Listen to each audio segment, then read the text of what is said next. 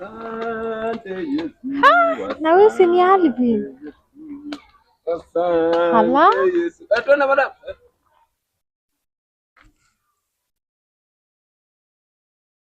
Hey. Hey. Sema. Kwani siku hizi uko na bike? Hata siku hizi nakuanga nayo. Kuanzia lini? Na si moja. Yaani asante Mungu tuliachana na wewe. Baraka zinaanza tu kunifuata, zinamiminika juu yangu. Mashini ndio hiyo mpya. Hii kama hii nilipewa na chama.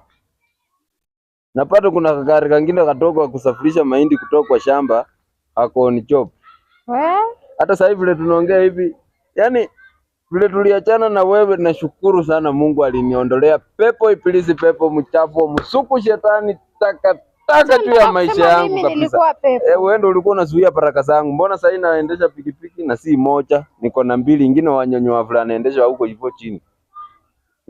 Na nakwambia hii sio mimi nilikuwa nafanya hivyo. Wewe ndio ulikuwa you are the nuksi za propaganda serikali government. Wewe ndio ulikuwa hapo. Hata ai wewe sasa hii lazima turudiane. Angalia, nilikuwa navanga nguo moja, ona leo nimebadilisha. Mimi sijakataa sasa. Sasa Alvandos mwenye yako sasa, angalia mambo digital.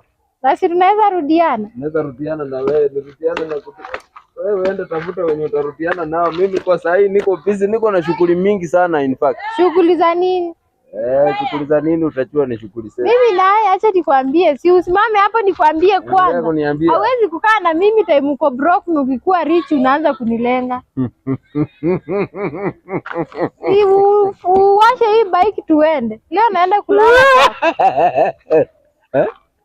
Hauwezi kuwa broke nikiwa na wewe na tukiachana unakuwa rich. Umesema vizuri. Sasa wacha nihakishe pikipiki nikupeleke KFC. Umesikia? Wewe nakupenda, wewe hatuwezi achana na wewe. Maisha yangu yote wewe tu ndio nakuwaza, nikilala hivi hata asubuhi. Yaani uko na bike wewe. Na wewe ngoja kwanza kidogo tu. Kwani sipandi? Dakika moja tu, unajua paka kuna testing, micro testing, microphone 1 2 1 2. Hapo nishikie. Umeachwa na Ryan. Microphone testing 1 2. Inakuruma? Usikia kama inakuruma, inakuruma? Inaguruma. Ngoja kwanza kaa hapo kidogo. Inakuruma? Si ndio? Nisaidie hii kidogo. Kuangalia inatoa moshi. Haitoi moshi. Inatoa kadogo. Sasa kwani unaniacha? Haki dunia jameni. Huyu mwanaume amekuwa kwaje hivyo, amekuwa rich.